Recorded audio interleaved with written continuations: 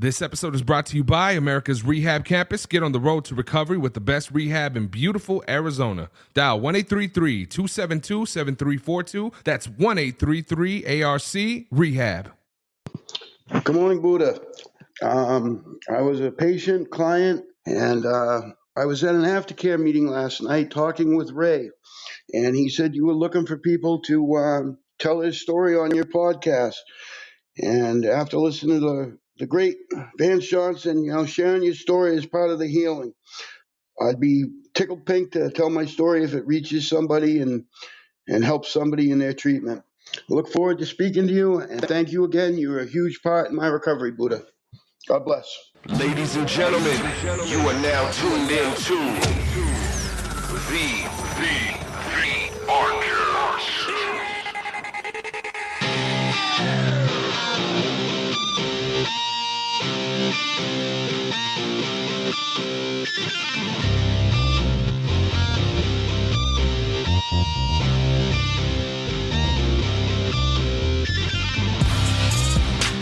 All right. Good morning, ladies and gentlemen. Thank you so much for tuning in to another special episode of the Artcast. My name is Buddha. I'm Vance. And I'm Michaela. Everyone is here today, man. It's awesome. We got Vance back in the studio. It's good to see you, brother, Miss Michaela. I'm glad you made it down here safe. Mm-hmm. It's a beautiful day out here. I think we're getting towards the end of the wintertime. Summer's starting to come. It's beautiful. It's blooming out there.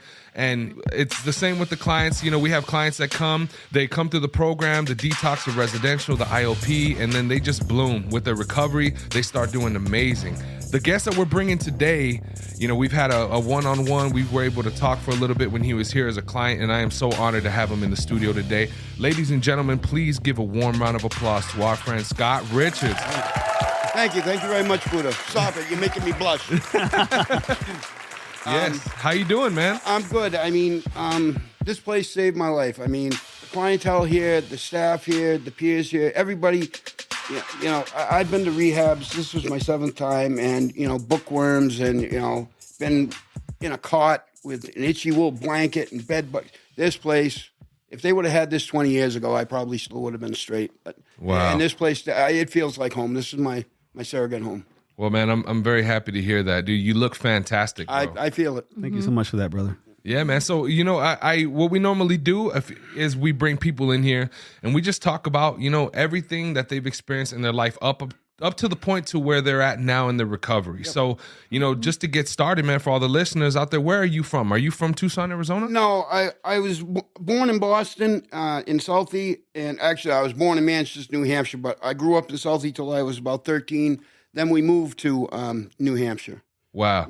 Normal middle-class upbringing. Okay. You have any siblings? I did. I have, the only one who's left is a half-brother. I don't know where he's at. I had a twin brother.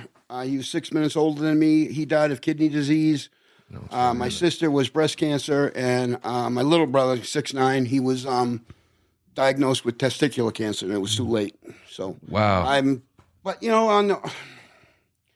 I would envy people, when I was here in the 30-day program, they're waiting in that long line to make phone calls and stuff, and they'd either come back happy or they'd be, I can't believe what's...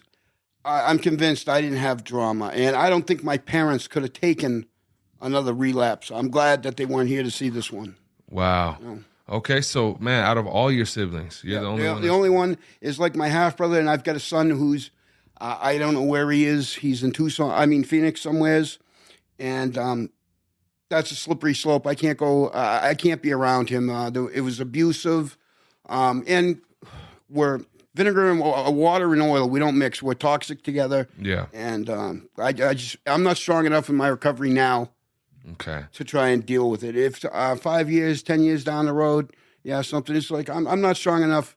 I'm having a relationship with myself. My brain and my heart have a intertwined relationship. When one's slack and the other one picks up. That's the only relationship I need right now. Well, that's good, man. Well, going back to your childhood, were you parents? Did you have both of your parents growing up? No, my mother skipped town and split when I was real young. I don't understand it. She was a good-looking woman back then. She was 38 years old, had 4 kids, and it was like the Grinch who stole Christmas. I come home from school one day and the house was fucking empty. Wow. End up taking the last can of Who hash. And we found out, before that, it was Christmas morning. We found out she was divorcing him. And 6 months, 7 months before that, it was like, I'm taking Scotty golfing. I was a very active golfer. And I would caddy for my father on the weekends. Oh, you taking me golfing? We playing 9 holes or 18? 18. 18. God, oh, great. Awesome. Dad, sorry, I can't caddy. Mom's taking me golfing. Yeah. All along, we're golfing with her Playboy boyfriend. And, I would tell my grandmother, and, when I found out they were getting, it was him. And no, you're just making it up. So, what do you think that does to a 12-year-old? He thinks his mother wants to be with him, and it wasn't. I was just a cog in the machine or a tool, so to speak, so she could, whatever, just run around with her boy.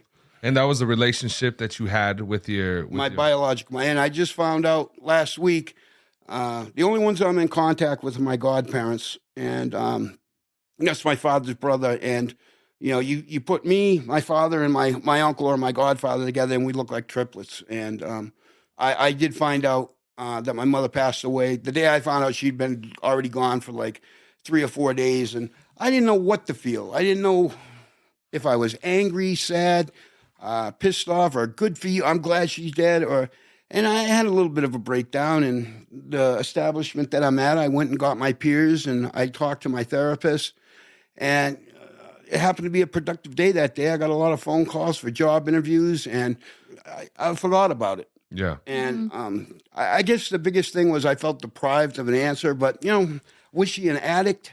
Was she a drinker? Or what caused her just to up and leave? She took my sister with her. But other than that, I had a beautiful stepmother.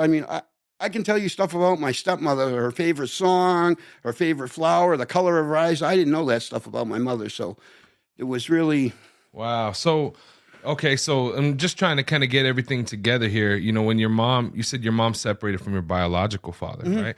Did you continue to have a relationship with him throughout the years? Or yeah. My father and I was like, my brother was the favorite, and he was born with a learning disability, and he was deprived of oxygen. The cord got tangled or whatever, and so he was a little bit slow. He was an 18-year-old in a 33-year-old's body. You know what I mean? Mm-hmm. And the things that I was doing at the age of 21, it was something a kid 16 or 17 might be doing, and it's just, I couldn't relate with him. But my father, I was big into golf, big into hunting. My father was big into aviation. He built a kit helicopter. In fact, they're manufactured here in Arizona.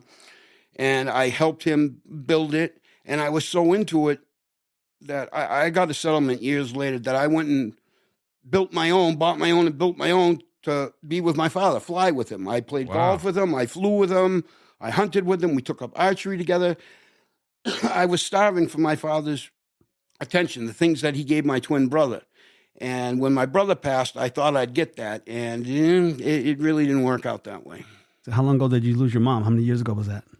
My biological mom, she just passed. I found out, it was Monday I found out, and she was gone for 3 days. So I just found out last week that. Okay. Yeah. Wow. Yeah, because I thought that was back in the beginning when he first started sharing his testimony where it all happened at. But no. She divorced my father and, took everything, and then, lived a happy life with her husband, and my sister would have contact with her. And I just found out she died last week, and it's, do I feel remorse or sad? I don't know. Do I angry? I'm sure I am, but it's a gray area. It's like I'm blank on it. I was upset and I broke down crying, but I don't know what for. And, I never really had a life with her. So you can't really be sad for something you never had, or you can't miss something that you never had. Yeah. You know what I mean? I think it's the sadness of like what could have been. You know what I mean? Yep. Mm-hmm. Or missing the traditional mom-son relationship and things like that, because there's, I had someone kind of went through something similar and they were saying the same thing. And I'm like, it's okay to be sad because any desire that you could have wanted deep down is gone, or any answers or any questions. And that's a hard thing. And it's a hard thing to go through, but I think it's also something to look in with yourself of how far you've come. Like you got that news and here you are today and we're all talking. I mean, and you're she wasn't there for my, questions about my first date or whatever. In the what should I do? Should I join the Army or should I do this? She wasn't there. I mean, I really wanted to be a professional golfer when I was growing up. I mean, I was working at a country club. My father was big into golf. And at the age of 18, I was playing to a 2 handicap. And I could beat most grown men. But when you're told you're not going to make it, you can't get into college. C+ average, I could have gotten to college, especially with a golf scholarship. But it was like, I'm not saying my father was like, you're nothing. You're not going to you're no good. It wasn't like that. It was like, you got to buckle down. You got to do better. And I thought I couldn't do better. So I said, well, I'll do something with my mechanical ability and I'll join the Army. And knowing what I know now, I would have taken those SATs and, things probably would have been different. But I can't go back and dwell on it. Woulda, shoulda, coulda, because where I am today, I'm in a good place. I've met all you people. I've met a lot of nice people. I've met a lot of assholes. But that's helped me. How am I going to deal with people out on the street or on the job if I can't deal with them where I'm at right now? That's true. You know what I mean? Absolutely. Now that you're in your recovery, do you still have some of those same hobbies, or is those things that can somewhat trigger you? No, none. They're expensive. Golf is expensive. Yes. And I do know that. My sister's husband was a pro golfer, so. Listen, I'm an addict. I do everything really, really good or really, really bad. When I golf, I took it 110% +5. Archery, the same thing. Fly fishing. I mean, I went out, I took archery, the league we were doing, it was a 3D league where you'd walk around the course outside and there'd be a 3D target, a deer or a rabbit or a turkey, and you'd guess the yardage and you'd shoot it. Perfect score is 300. There's an 11 ring that if you hit it, you get an extra point.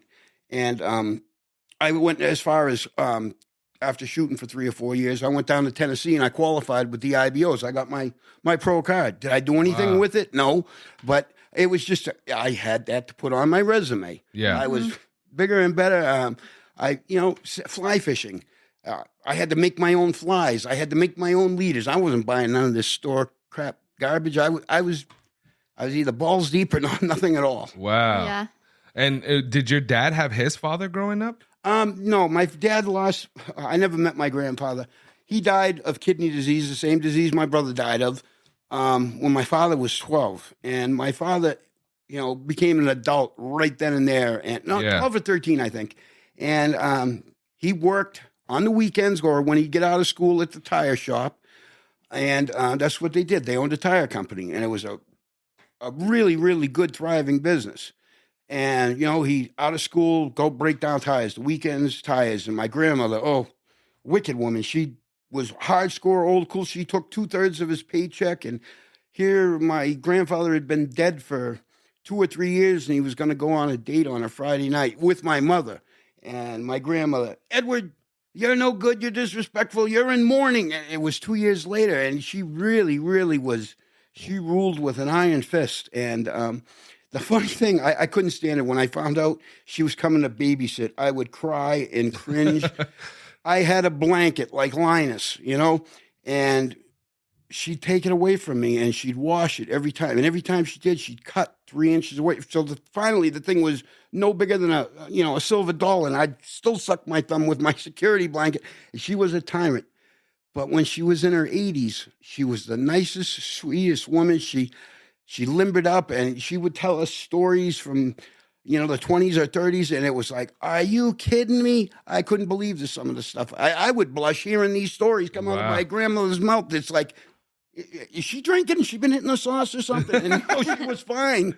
Wow. But I had a close, and when it was sad because she had Alzheimer's and dementia. And my father and we had to fool her out of the apartment. They're painting this week. You can't come back for 2 weeks. And we moved her into a home. And in that 2 weeks, she forgot who I was. And she forgot who my father was. She knew we were somebody, but she didn't know who to be mad at. And I brought my son. He was like 6. And she was calling. She knew who he was. But then again, we'd hear stories. Oh, I had a pony when I was a young girl. And, yeah, what color was it? Royal blue. You know, it was she was out there. The word salad. Yeah. Yeah. And it's interesting because, like you said with your dad, the encouragement, we've talked about that before. Like, it's so important to be able to encourage your kids. And if your father didn't have that experience of a father encouraging him, it makes sense that he wouldn't know how to necessarily encourage you when it came to your golfing and all of your talents. And when I'm an alcoholic, and when I started drinking, and he saw that it was becoming a problem.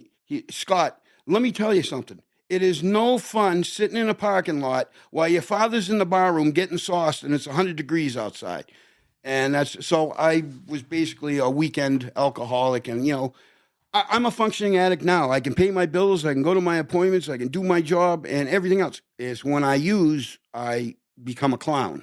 I'm a liar, a thief, a cheat, everything. And I'm a buffoon. No, I ain't on nothing. I took a couple of Tylenol PMs. I don't know what you're talking about. I'm fine. Yeah. And I'm a clown. Everybody can see right through me. And I'm being quiet because I'm just listening, because biblically it says when you become that new creation, the old you has passed away. That's why I can't call myself an addict anymore. Yeah. Oh, man. Because I used to be for 50 years of my life. Yeah. Oh, yeah. I think it's definitely one of those things, though. Like, if it's not curved, any type of an addiction can come back full force. If we're not careful. That's biblical too. I try to look. Not that I'm negative. I can't have one drink. I can't have one line, one hit. There's a chemical reaction. I'm allergic, first of all, and I have a chemical reaction, and when it hits my stomach or whatever, it's like a bomb going off, and it's just until it's out of energy, I either break out in handcuffs or I'm in the hospital. That's my allergic reaction. Okay. So, and I know that. So, yeah, I'm an addict, and I'm never going to forget that, because that's what fuels me to keep walking sober and keep clean. And it's not forever. It's only till I die. And that's pretty sick, but that's what keeps me going. And I know if I beat this thing, it's if I'm put in the ground, and it's by natural causes. It ain't because I was sticking a needle in my arm or putting something up my nose. Well, let's go back to that very first time when you started dabbling with drugs. Do you remember how old you were? How, like, in school? I had my first drink, so to speak, when I was in my mother's womb. I mean, back then it was, you got a little heartburn, have some peppermint schnapps, because peppermint gets rid of indigestion and heartburn. So technically, that's when I had my first drink or whatever. But I can remember having my first beer with my dad. I don't know, I was 6 or 7 years old, and he handed me the can, and he got it back empty. It tasted so good, it was down. And I didn't like marijuana. I didn't like the smell of it. I could smell it a mile away, and it gave me a headache. And, I'd get a job working as a dishwasher at a place, and I'd become friendly with the cooks and, find out they were into blow. And I graduated to cocaine. But those were young years where it was like weekend and parties and stuff. But when I really, really, I was convinced I was an alcoholic. I had an injury back in 2000. I fell through a glass skylight. I was a glazer at the time. And I fell 38 feet, and I didn't walk for like a year and a half. Oh, man. Wow. I was prescribed Oxycontin, and I didn't know nothing about it. I heard of Percocets and oxycodone, and okay, whatever. Here you go, out of the hospital. Here, you take 380s a day. Okay. 380s. Yeah, I was useless. I mean, my feet and I had breaks everywhere. And here you go. So, I take one, and I'm waiting. An hour go by, take another one. And then I ended up taking 3, and then like 30 minutes later, I was fighting for my life. It was like I was nodded off, and I'm ADHD. I have to be, because that form of narcotic I get energy from. I'm boost, but if I do cocaine, I want to fall asleep. So I got to be ADHD or whatever. And then I quit drinking because I was substituting one for the other. I'm not an alcoholic. I don't have a drink problem. I haven't had a drink in 2 years. I'm fine. Yeah, I had a bottle full of pills. Wow. Yeah, I mean, it depended on what decade we were in, what I was hooked on. And in the 80s, it was cocaine. 90s was, Oxycontin. And then 2000, right around there, late 90s, early 2000s, I couldn't do cocaine anymore, so I was freebasing it. And that's different than crack. Crack, they add chemical. I was getting the purest of the pure cocaine when I'd cook it. And then that's it. I went into a hospital, and I was at Portsmouth Regional Hospital. And I don't know if methadone was invented. I think it was, but Suboxone and Subutex wasn't around yet. And the doctor said, we're going to give you a shot called the cocktail. And it would stop the anxiety and the withdrawal. And I was supposed to be there for 14 days. My insurance company would only pay for 3. And, discharge, you'll be fine. And I don't know the correct term, but I call it postpartum withdrawal. Okay. I was sick for 21 days, didn't get out of bed. I'd have the AC going and the heater going. I'd have the dehumidifier and the humidifier going. I was just a mess. And I said, I'm never going to go through that again. And I was clean for, 10 years. And I moved my business out here, and I was supposed to be doing all this contract work, and I'm there a couple of months, and guy, I got to let you go. And I said, what are you talking about? We're in the middle of a job. No, I lost my silent partner, and I ain't got the money to pay you. Basically, I was brought out here to teach his employees how to do it. So I was homeless. I had my tools in storage. He provided me with a company vehicle and an apartment. Now I'm out on the streets, and my son is like, if we can get to Phoenix, Dad, we can make it. We can make it. All right, what's in Phoenix? Well, I know where we can go and places we can stay, and I know that area because he'd been out here a few years before me. And I got hit by a car and run over. Okay, so part of my interruption. Yep, go ahead. I remember when we had this conversation. This is the conversation that you were telling me. So this is 80s, 90s. During that time, even though you were using, you were working. You were making money. You were part in construction. Buddha, there hasn't been a year since 1990, since 1992, and I haven't made under $200,000 a year.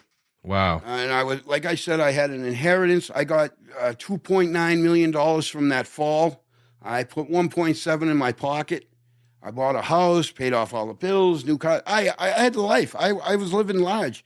I didn't have to work. I was going to use my Social Security and the money that I had in the bank and, live life in this. And I went through a divorce. My wife cleaned the bank account out and stuff.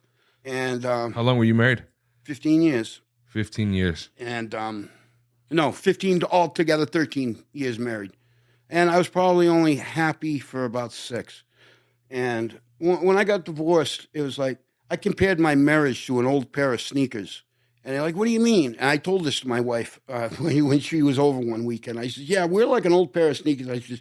You were just comfortable, and I couldn't bear to part with them or throw them away. And that's how it really was. It might have been magic in the first. I mean, she didn't want my son. And there was a lot of stuff. When I did get that settlement check, she's like, where's my $50,000? I'm like, what are you talking about? It said right in the paperwork, each kid was getting this amount for pain and suffering, and I was where's my check for $50,000? I said, it's a Pat, they don't do it that way. It's all incorporated. That's bull. I should have known something was up there. Yeah. But I was stoned. In fact, when I did get clean, my wife couldn't talk to me the way she used to. I was so stoned that you could have hit me with a 2x4. I wouldn't have felt it. And now all of a sudden I'm awake. And hey, if you can't talk to me in a civil tone, just lock it up. I'm going to go take a walk. How dare you? No, Zip, this is what you're doing. This is what I want you to do. When you can talk to me like a human being, then we'll talk. And she didn't like that. I said, well, you can't have the best of both worlds. Have your cake and eat it too. Either I'm on drugs and you're happy because you can get away with this verbal abuse, or I'm clean and sober and you got to, you know what I mean? And what made you get clean during that time? It was just, after the accident and being hooked on it for as long as I was, and knowing that my marriage was failing and going to get divorced and stuff. And I got caught by the Hooksett Police Department, and I got busted with Oxycontins and cocaine. I would have been better off to get arrested just with the cocaine versus the Oxycontin. I had a prescription for the Oxycontin, but it wasn't in a bottle. Oh, and man. Back then, pharmaceutical companies, not pharmacies, companies were getting robbed, and they made an example out of me. They threw out the cocaine, but they charged me with the Oxycontin, and it was like, I don't know, I had 40 or 50 pills on me, and the whole thing was set up. It was this girl I was hanging with or whatever, she had a flip phone on, and they had recorded phone calls of me, and I can't blame her or whatever. She did things in her addiction, and it was a setup, and I knowing right from wrong, I shouldn't have been there to begin with. I shouldn't have been on drugs. Yeah. Mm-hmm. So there's no animosity.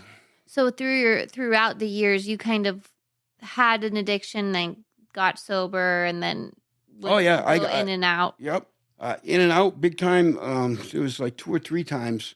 That time with the OxyContin and the cocaine charge, I was court ordered, and I was doing everything. I was going to meetings. I was passing drug tests and stuff, and I got into it with a BHC, I guess is the word. That's what she was. She was, and I was on KP duty, and they had this little dishwasher and the kid had made barbecue spare ribs, and he didn't spray it or put foil down, so I was scrubbing, and it was on a Sunday, and we had visitors at 1, and I went to her. I don't remember her name, but I'm like, look, I got this many pans to wash. It's about 20 minutes a pan. Me scrubbing and putting them in the dishwasher, it's going to be 2 hours before I'm done. I said, you got visitors coming. He's got guests. I don't have anybody, so I'll stay back there and I'll scrub them. You're not going to make the rules around here, and we're going to and if you're not done in time, I said, so if we're not done, all these people are going to hate me. I said, that's not fair. I said, whatever, and I started to walk off. And she, don't you turn your back to me. And I said, listen, if you can't talk to me in a civil tone, I don't want to hear it. Here I am, 30 years old, and this 18-year-old kid is, and so I got called up to the office the next day, and I was kicked out, and now the state of New Hampshire is going to charge me with, everything was going to go away if I completed a program, so to speak. And now I went to court, and I paid the fines and did what they wanted, and, got off of that. And that's the only thing on my record from, that happened in 2002, I think, or something stupid. But it still haunts me. It haunted me. I didn't get my food stamp benefits. It took me 14 weeks. I was graduated from this program, and I didn't get them till like my second month over at the facility that I was at, Yavapai. Give a big shout out to Yavapai. La, love you. And, the place I'm at now is, this place was like grade school to me, or junior high. Yeah. And now it's changed big time. I've heard you guys have like a 190-day IOP program, which is great. Where mine was, only like 120 days. And I was here well more than that, which was, I kept filing for extensions. And so then I went to Yavapai, which is like high school and in recovery. You only program 6-7 hours a day versus 12 here. And you're able to, after your 30-day probation, go off campus and make appointments, go get your license, Social Security, whatever, see a lawyer. And the place I'm at now, Riverbend, is phenomenal. It's an establishment. There's like 100 brand new apartments. They're not even a year old. They've had their first graduating class 3 months ago. And it's just gated community. And when I was here looking for places, I told my case manager from CPIH, I said, listen, I need to be in like a retirement home setting for addicts, gated community, and just somewhere where I can rap with people who have walked the walk and done things that I've done, and somebody will understand. I had the chance to have my own apartment. I didn't want that, and I didn't need that. So where I'm at now in my recovery is great for me. That's awesome. I'm looking for work. I said, I'll have this wrapped up lock, stock, and barrel, because my resume is pretty intimidating. All I want to do is change oil. I don't want to fix cars anymore. I used to be a certified Chevrolet master technician, glazing industry, property management. And I said, I can't get a job changing oil. And it's because my license is expired. It's not suspended, it's expired. And so I might have to eat a little crow. As long as I can be humble and be balanced, pushing a broom, flipping burgers, or scrubbing garbage cans, as long as it's the right environment and I know I'm being productive. Do I want to do that at working for Taco Bell? No. And I'm on that website called Indeed. Yeah. Mm-hmm. And I passed a resume off to this place. Who knows? You might need somebody caulking some windows, or hey, that'd be great. And I saw your uncle Ray. Ray, I love him. He's like a father figure to me. I think I'm a year older than him, but he reminds me so much of my father. He's firm but fair. Yeah. And that's what I needed. And I give a shout out to him, Chris. Chantel, everybody. When I came here, I was 127 pounds. I had ripped sweatpants, 127 pounds, a sneaker with no shoe on it, a ripped sock, and a Johnny on. And there was a kid here. I don't want to use any names because of HIPAA, but he was fantastic, and he's no longer with us. He gave me a couple of shirts, and you come up to me, hey brother, what's happening? Come up to my office, and I'll hook you up. And it was like, wow. And whatever. I put on 3 or 4 different outfits and said, okay, we're off to a start. We're out of the starting gate. Where I finish from here, it'll be awesome. And, I went out and bought 3 new outfits 2 weeks ago. And, that was an adventure. Well, that's good. It's cool though. Earlier, you mentioned you had over $2 million. And so I was trying to figure out, because you didn't say where it all went. Oh, well, the first settlement, I got awarded like 1.7. I bought a brand new house in Bedford, New Hampshire. Bedford, New Hampshire is in the New Hampshire area. Larry Bird bought a house there in the 80s. I, in fact, did Triple H's, workout room. I put all the mirrors in his room in Derry, New Hampshire. And there is some, New Hampshire is a small speck of the earth. And when I came out here, I was very naive. If you bump into somebody the wrong way out here, you scuff their sneakers, you're going to get killed. Compared to back home, it's like, oh, excuse me, can I do anything to help you out? And they say, oh, no problem, let it go. I mean, it's a small speck on the map compared to like Arizona. It's huge. And I was very naive. And I bought a new house, new vehicles, and I had a $1,000 a week cocaine habit. It didn't take long. And when my wife cleaned me out, we had about $400,000 left in the bank account, and it was gone. She took it, and there was no way. A lawyer told me, she gambled it, she put it up her nose, whatever. There was no getting it back. Okay. And, So when you sold the house, what did you do with the money when that house got sold? oh, I still had a mortgage on the house. It was, I didn't pay all of it up cash, but I had a $15,000 mortgage for the next 30 years. It was like $200 a week, and I couldn't give the house away. Back then, that's when Bush had put something on houses, and I what's it called, a quick sale. So you had over $200 million. Over $2 million, and you didn't just write a check for the house, because that's what people were supposed to do. Just if you got $200,000. No, I had $2 million. When I was said and done, what I had on cash in hand was $400,000 in the bank, and I went to make a withdrawal that day, and it was gone. My wife had taken the $400,000, but I had put $450,000 cash down on a house and still had a $15,000 mortgage on it.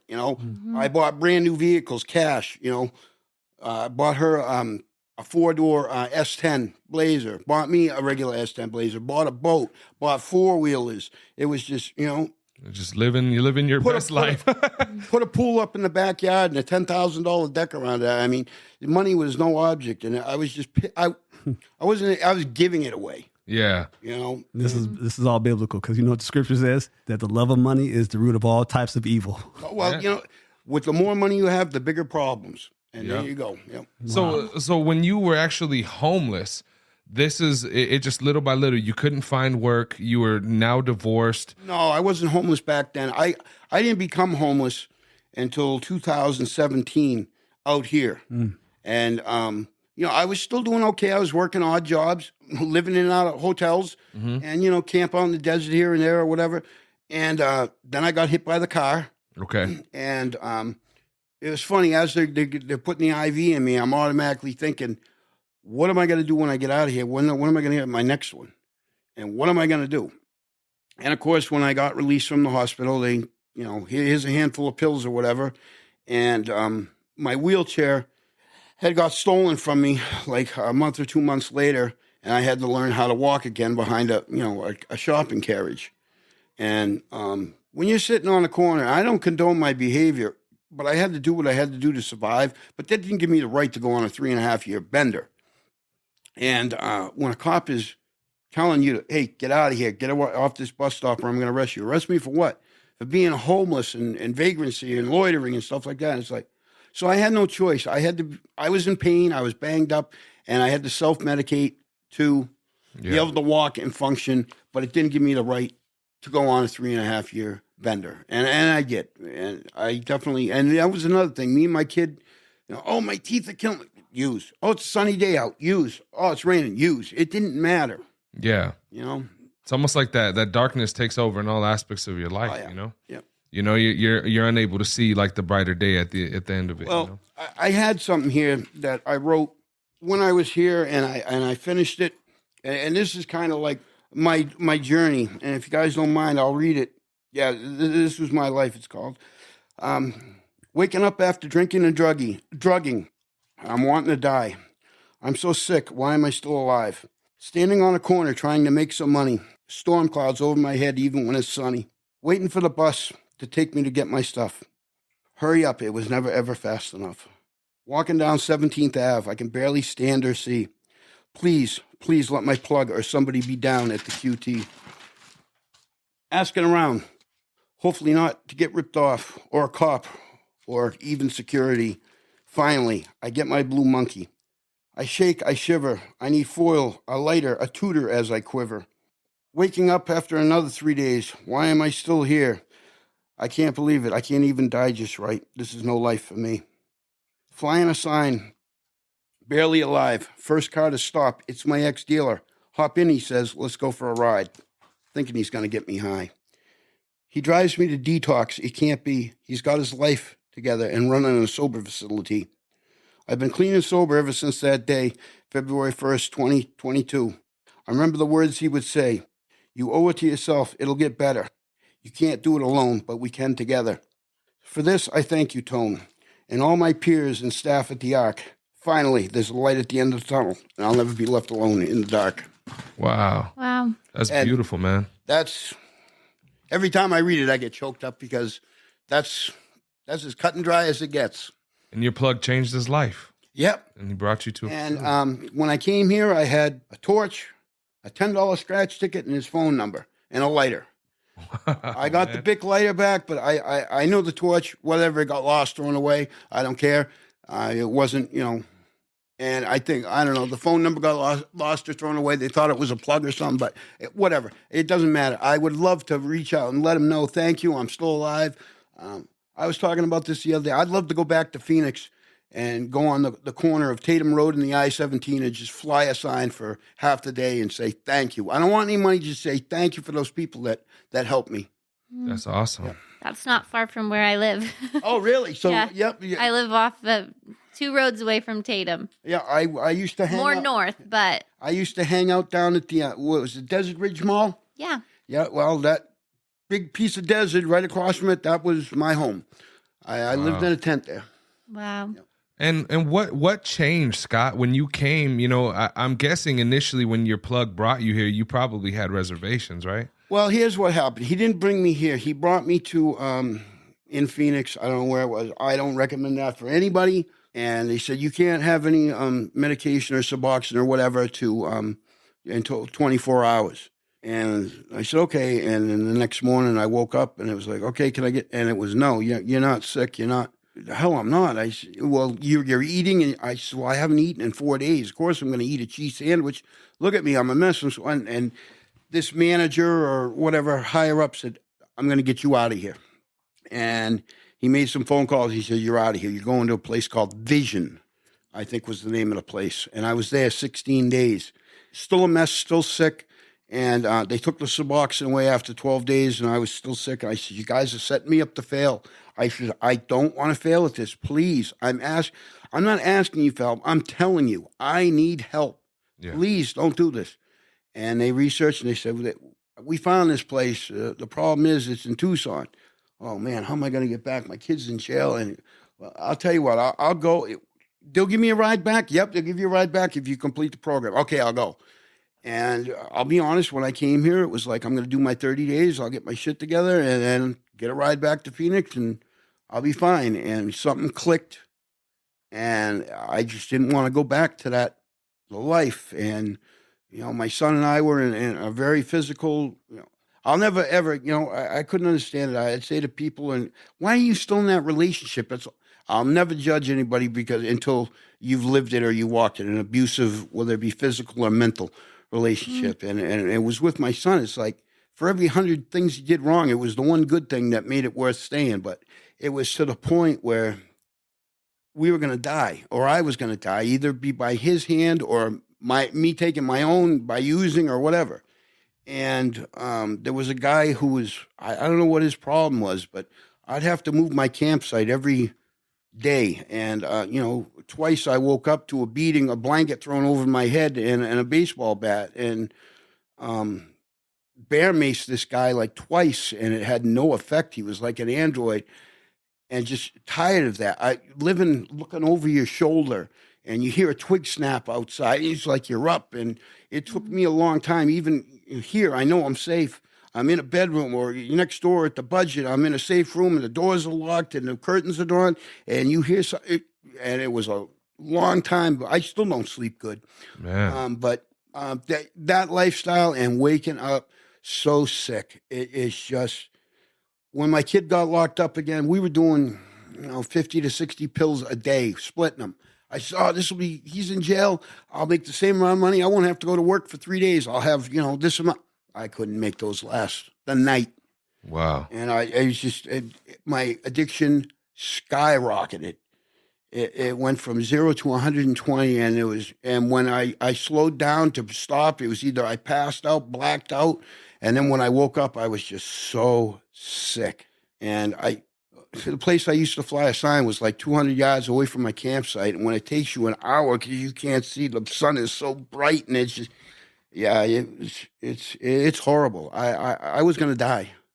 I was literally knocking on heaven's door. And I don't like to use I statements because this is what I've gone through. I don't know what you have gone through, and I'm not going to point the finger, but in general, we all have the same song, different radio station it's played on.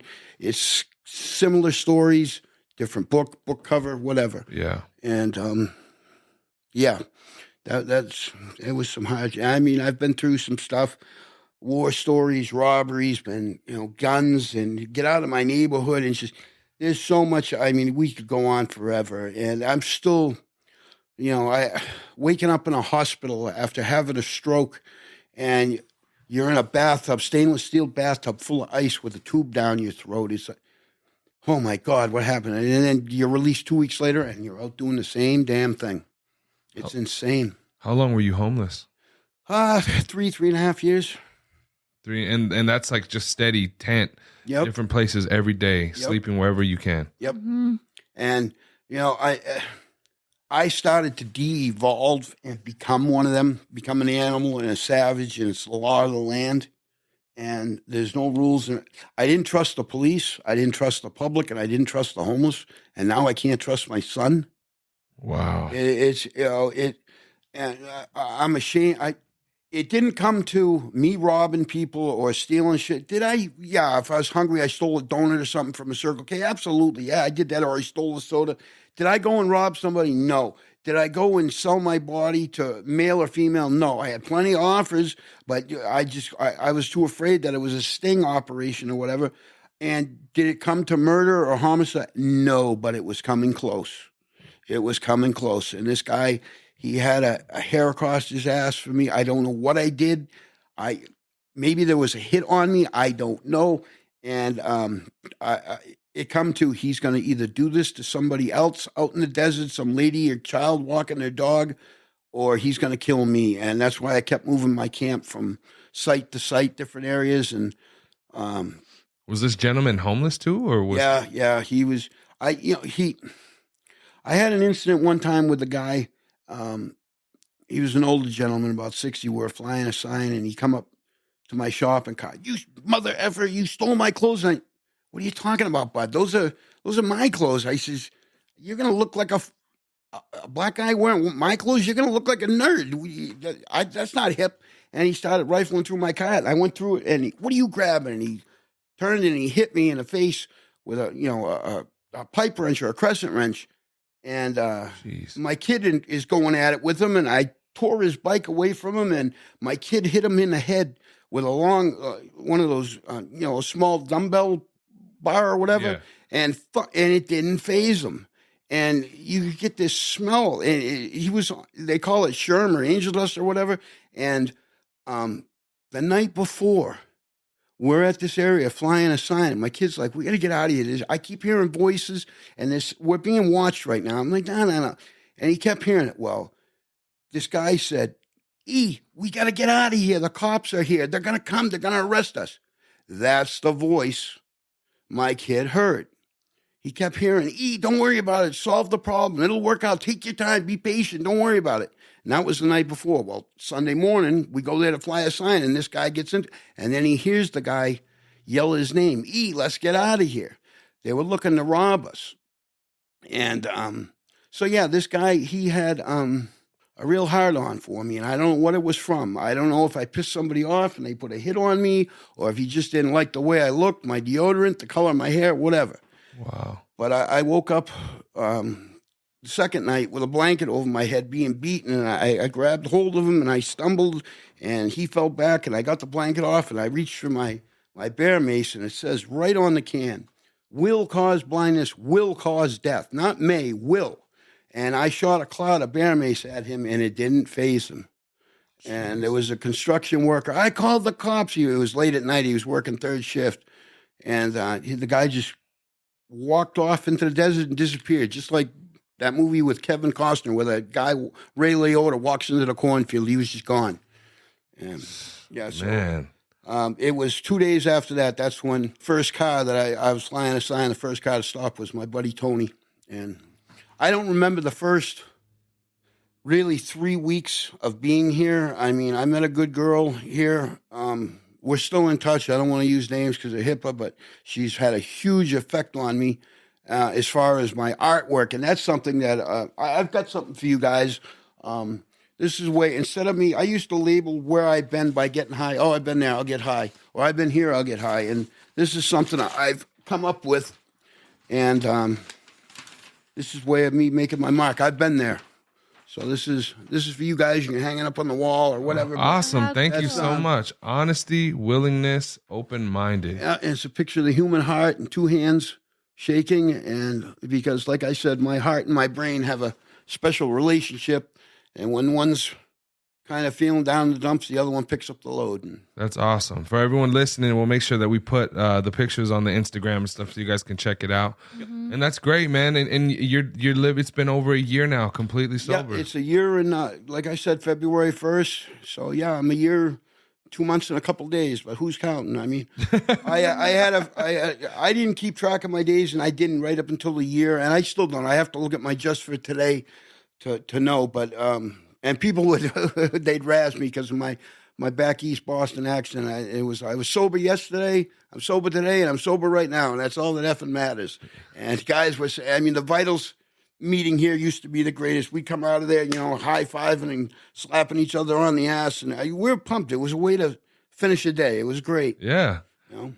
That's great, man. So what is new for you now? What are you into? What are you doing now? Well, okay, so I am the new proud owner of a Fuji bicycle, All right. which I worked for, and I didn't hustle for it. I didn't walk out of it at Walmart, and it gets me around town. And when I was at the place, I'm over on Prince Road, Okay. and or East Prince Road, and when I standing in the parking lot, and I look, I'm like, the Ark's over there. I can see the mountain. I don't know what it is. And I said, when we used to ride around here, that's Sabino Canyon, and so the mountains that I see are like how we used to go to Equine, and it's like, okay, I know that. So I'm venturing out, pedaling around, and I went and bought some wardrobe the other day over at Walmart. What a freaking experience that was! I love the. I mean, Tucson. I hear, don't go to Tucson, man. Tucson's it's unbelievable. Phoenix is bad. Tucson is nothing like Phoenix. These washes are beautiful. They're groomed trails. There's no trash. They're patrolled. And here I am. I'm looking around. Boy, this is a great place for a campsite, or I'll fly a sign here in case something happens, Yeah. And it's unbelievable. But I went up to Walmart over on Oracle, and, I get off, and, there's a few guys there trying to fix a tire, and they're doing their thing. And they asked me if I had a bicycle pump. Well, I lied to him. I said, no, I don't, because I saw the foils and stuff. And it's like, just trigger, nope. And I went over, did my thing. And I said, well, instead of going all this way around, I'll just pick up the wash in the back. And I come around the corner, and it was like a flea market. If there wasn't 200 people there was 199 or 201. And it was like a full-time pharmacy. You could have got anything you wanted, aisle 4 over here and aisle 2. And I have this girl's yelling at me, hey, and it's like, on your right, I'm out of here. And I mowed it through it, and I pedaled down, because there's no rules when they're dealing and stuff. And I got through it. One time I was out on a bike ride, and I stopped for a couple of minutes, and I hear this low rider, and I hear the tunes, the boom, boom, and I hear the exhaust, and the thing pulled over 100 feet in front of me, and I look, and I don't know what the guy said, either if he was asking me if I was looking or I didn't, and all this is running through my head. If I tell him, no, I play for another team, he's going to be, what, you think you're better than us? And if I tell him, no, I'm all set, where'd you get your stuff? I'm the king around here. Nobody, you go through me. And I panicked, and I went into deaf mode, and I went, I'm sorry, I can't understand you. I'm lost myself. And I'm not condoning my behavior, but it freaking, I mean, it got me through it because he looked at me like I had 6 heads, and he freaking drove off. And it was like safe. And yeah, so, but I'm out, I'm shopping, I'm out biking. I dropped off a resume on my way over here. Good, man. And, Congratulations. I go to school. I don't go out, and I have no reason to go out. I don't care what's going on the corner or around down the street.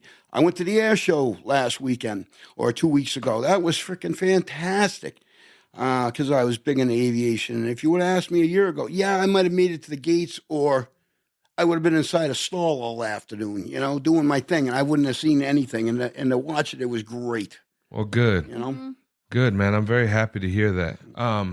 So and no word on the relationship with your son yet? You haven't talked to him? No, like I heard, when I got run over by the car, there were no paramedics on the scene or anything. So he was holding me, and he was applying pressure to my head because I had a gash that was bleeding pretty bad. And the cops came up to him, and they're like, sir, you got to remove yourself from him. This is a crime scene, an accident scene. And he says, no, you don't understand. He says, this is my father, and this might be the last time I talk to him, and I'm doing first aid. Until somebody shows up, I'm it. And they said, no, I don't think you understand. And they proceeded to drag him and beat the living crap out of him and put him in bracelets. And so that's the charge. And he's been picked up numerous times for that, failures to appear and to answer for that charge. And I've been put on probation 3 or 4 times, and you're homeless. You got to go all the way, 40 miles into the center of town for this thing, and you have no way of getting there, and you're addicted. You have nothing on your mind but getting your drug, and then by then it's too late and whatever. And I get it because I was there. And for the city, for this stupid charge, is crazy, but this is the 4th time he's been locked up, and I don't think there's going to be a judge who's going to, let him go. He was told the last time he was looking at prison time. I don't know. If I reach out to him, it'd be, Dad, you son of a bitch, it's glad to see you, but I hate you because I'm the way I am, because I've been worrying about you. I don't know if I can handle that emotionally, or I'm glad to see you, I miss you so much, or I just can't deal with it right now. And I remember all the bad things. I never understood the term gaslighting before, and I was being gaslit big time, where to the point where I was insane. He was telling me he was going to have me committed to a home, and why don't you just die so I can get on with my life? I'm going to rehab next week. There ain't nothing you can do, and why don't you just leave? You won't leave because then you look like the buffoon, the bad guy in front of all your friends, and if I leave, I look like the idiot, and you get which way you want. And it was just chaos. I can't go back to the verbal beatings, the physical beatings. My kid's a big kid, and people are like, oh, you got to keep it. I'm not going to hit my kid. I served, and I've taken enough life and hurt enough people. I'm not going to hurt my own, and it hurts, and it really stinks. It's like me asking you to cut your arm off, but it's something I have to do. I can't deal with it right now, and for me and my recovery, there's no drama, no relationships with the opposite sex. I'm not getting into the who's, the cliques, and I'm not going to lend money or something like that. These are the things that are working for me, and that and meetings and talking with a therapist and doing random acts of kindness without, what's in it for me type deal. I do it because it makes me feel good. I'm not doing it for you. I have no problem taking your trash out every morning. I like to do it. I'm selfish. I'm doing it for me, not for you.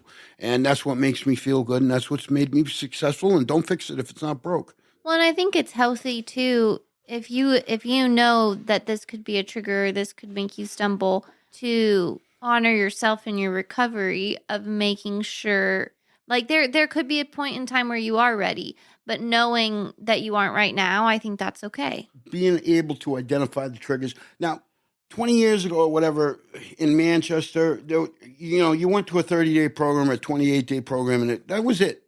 I never heard of IOP. I never heard of triggers. I mean, I heard of relapse. I never heard of terms like reservations and stuff like that. So the education is phenomenal. And I know I've been able to identify my triggers. Sex and relationship, that's a trigger. Money, huge trigger. My son, huge trigger. And how do I deal with it? Okay, go to a meeting. Yeah, that does not work. I got to talk to somebody immediately as soon as I'm feeling this way, like I was a week ago. And then it happened to be at 9 o'clock in the morning, and my therapist was there, so I reached out to her, and then I went to group. And so yeah, recognizing it and dealing with it and taking action on it instead of isolating and sitting in my sorrow and sulking.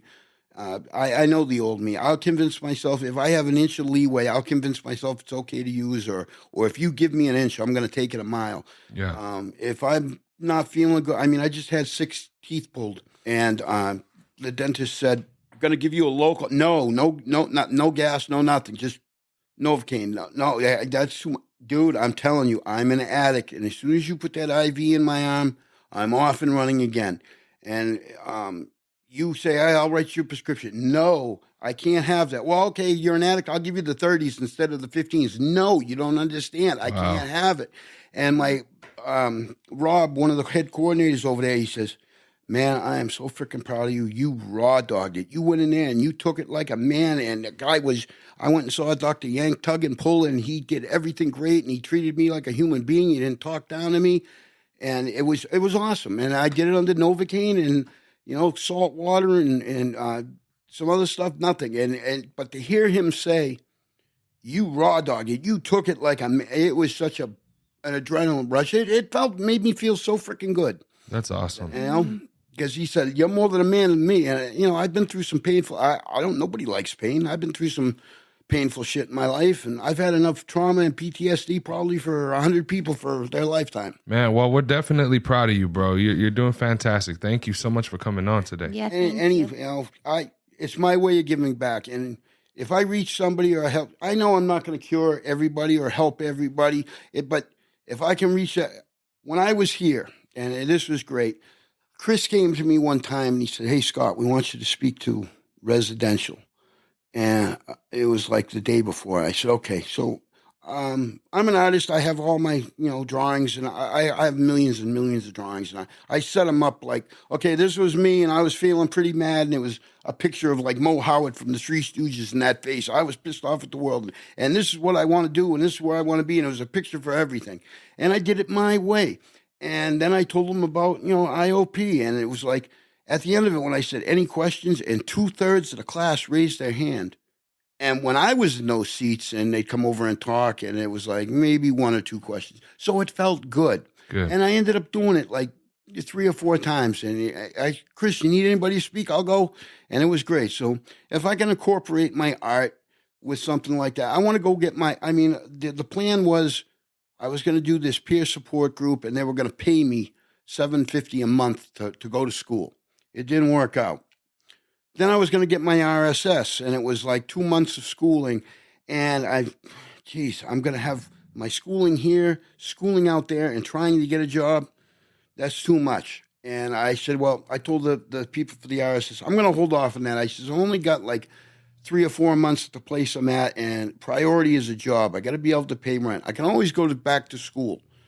And I'd rather have, a full-time, part-time job, whatever, and go to school at night. And I said, so I got to get my priorities straight. And it took somebody, not calling me out, but saying, "Dude, you've only here for 3 or 4 more months. You got to get a job. I think it's great that you want your RSS, but you don't need it. You can start doing something else first. And then when you're in the program," he says, he works, it's a COPE facility. He said when they started, they didn't have their RSS, but they paid them on the job training and stuff like that. And that other one would have been great. re-education in CPR and first aid and stuff like that, your RSS, and it would have been ideal, but it wasn't meant for me. I didn't get accepted, so now it's, I'm hitting the streets on a bike, resumes, and talking online for resumes and stuff like that. Well, good, man. Something will happen. And what the problem will be is everybody will hit me at once. We need you. And then I got to make a decision then, Yeah, there you go, man. Well, thank you so much, brother. We appreciate you coming through. Anytime, I appreciate it. My way of giving back. Hey, man, absolutely. Ladies and gentlemen, please, one more time, round of applause for our homeboy Scott. Thank you for having me.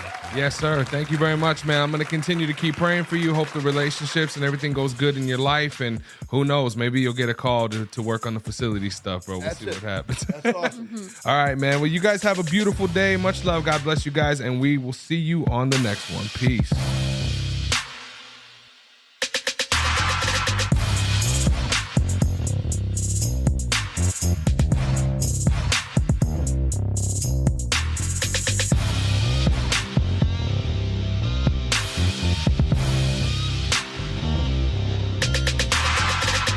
What's going on, everybody? This is Buddha from the Arcast, and I just wanted to thank you for checking out this week's episode. It means a lot, and if you could share it with a friend or a loved one, somebody in need in recovery, or maybe somebody who just needs that little bit of extra positivity in their life, we'd greatly appreciate it. If you would like to join us here on the Arcast, either in the studio live or online, hit us up. The links are down in the show notes of this episode, and on there, you can find direct links to our main website here at Americas Rehab Campus and all of our social media platforms. Follow us. We keep the posts positive and motivational, focused on recovery, health, and wellness. As you know, in this modern day and age, we need as much love as possible, y'all. And as always, if you or somebody you know is in need of substance abuse treatment, please don't hesitate to give us a call. We're open 24 hours a day, and our direct phone number is 1-833-272-7342. Once again, that phone number is 1-833-272-7342. I hope you all have a beautiful rest of your day. Much love and God bless. Peace.